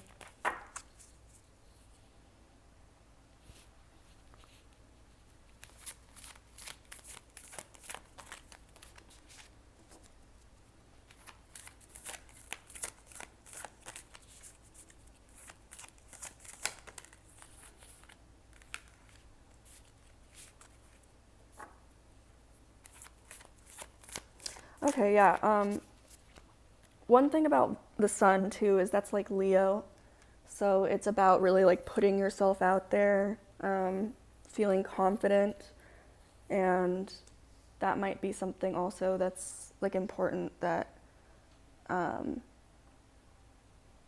you understand that it might take time and you might need breaks as you're like building that courage or comfortability with putting yourself out there in a specific way, especially if it's like a new way or a new level for you. So what came out was the vulnerability card. I allow myself to talk about my feelings without fear of external judgment or internal drama. When I express my feelings, a couple of funny things happen. 1, I feel like a kindergartner. 2, everything gets lighter, easier, and filled with the comforting glow of honesty. Hey, no wonder kindergartners seem so fun and stress-free.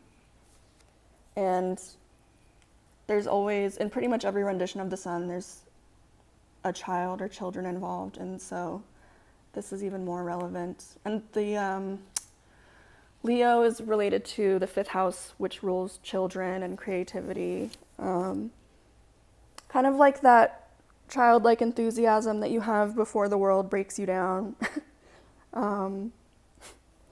Like that, if you're in the process of like reviving that, it is also important to be very, gentle and kind with yourself as you move into new territory.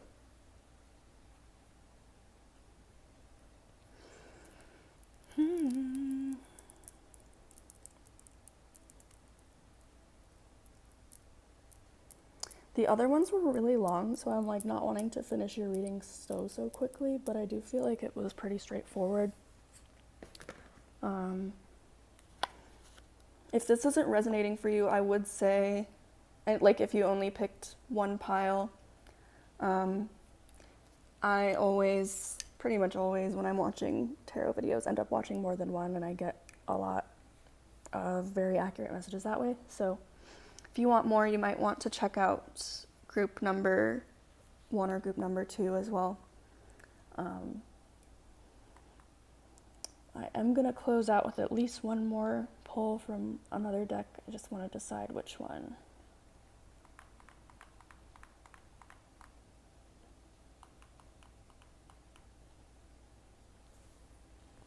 Okay, so I'm going to do this Believe in Your Own Magic Oracle deck.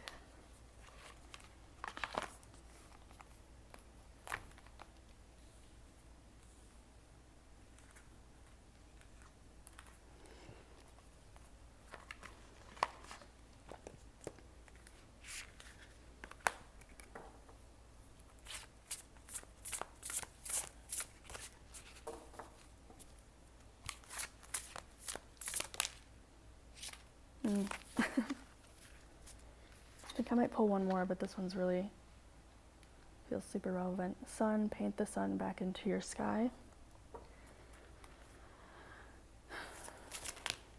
Ooh, that's too many.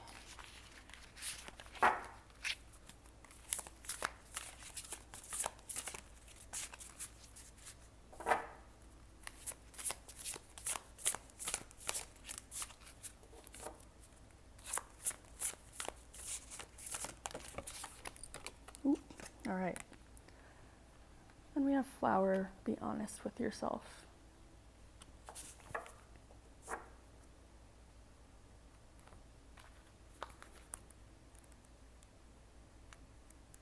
And these both have little descriptions in the book. I'm going to see if they're... Yeah.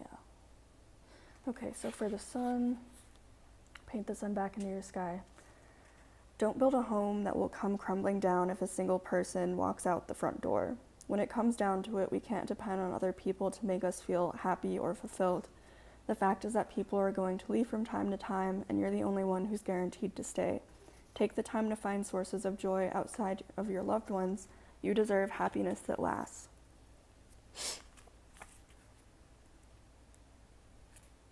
And then for the flower,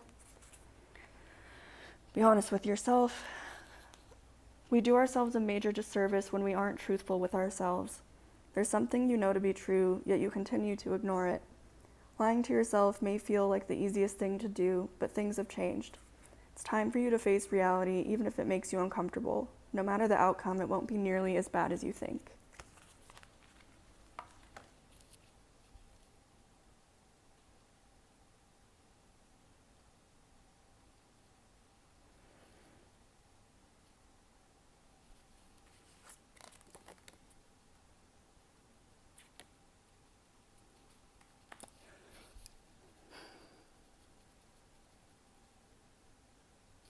Yeah, I think people, depending on how many people see this, I would say it's going to vary like what stage of this you're in, but also most processes aren't linear, so there's going to be repetitive elements of part of it, like certain things you're going to, it's not as much about them phasing out as it is like changing the frequency of how much they occur or how they occur, like if certain triggers are, what we're talking about or things like that. I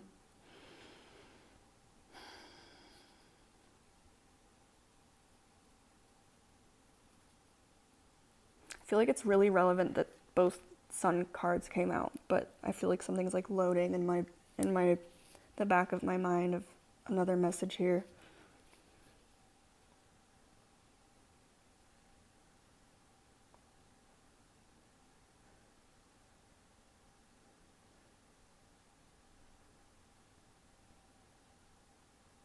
So when we're talking about like re-examining and reimagining the sun and this coming up here, I think it's like we expect happiness to look a particular way sometimes. And it takes us time to detach from that. Like when I'm talking about this space of like rest, it's kind of like when there's some level of emotional defeat of like things not turning out the way we expected or hoped that they would.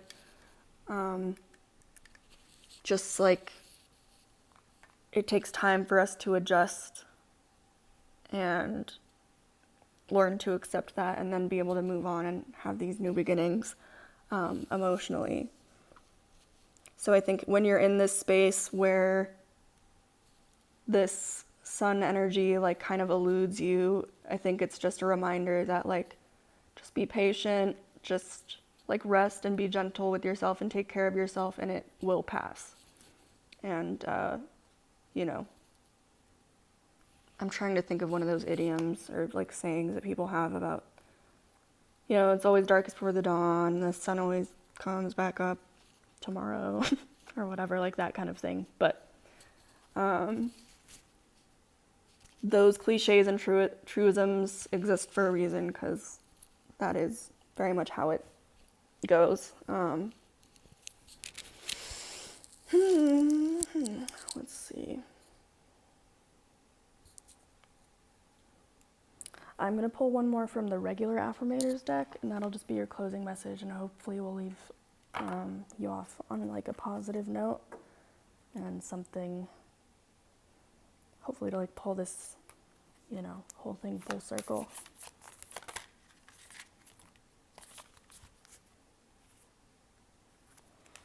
So communication.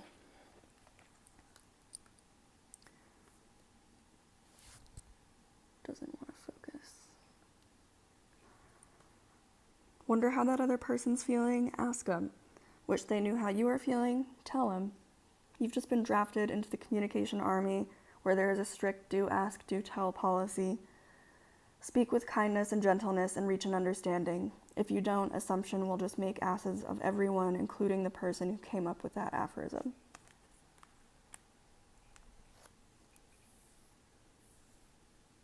Yeah, this, the sun too is very much like, if you are in that energy, it is like you're feeling safe to communicate. Like you would be feeling safe to communicate. So you can start to, if you struggle with that, like demystify it by putting it into practice more and seeing, you know, how freeing it can be to step out in the sun in that way, like bring things to light, share things that you've hidden. That vulnerability card from the other deck too, just, it's encouraging you to try it out in a new way. If you're already someone who like kind of does that and leans more that way, I think it's like, I don't know, I was just talking to somebody about this the other day, like on certain levels I'm extremely open, like probably to a fault, and then there's certain things I just don't share with anybody ever. And then there's people who just are all pretty much private and closed off, and like there's a lot of variation, but it's possible to like see yourself as someone who is very good with communication and vulnerability, but it doesn't mean that there aren't any, you know, aspects of it that you could work on for your own well-being, and just to not be carrying so much and keeping so much of yourself in the dark. So that's one of the ways that you can, quote unquote, paint the sun back into your sky, is by bringing parts of yourself to the light that aren't usually shared. Yeah, which is scary, of course, but not as bad as we expect it to be, as one of those things said. So I hope this was helpful. If it resonated, please let me know. My info will be in the description for booking readings with me if you want a personal reading. And yeah, thank you so much for watching. I'll see you next time.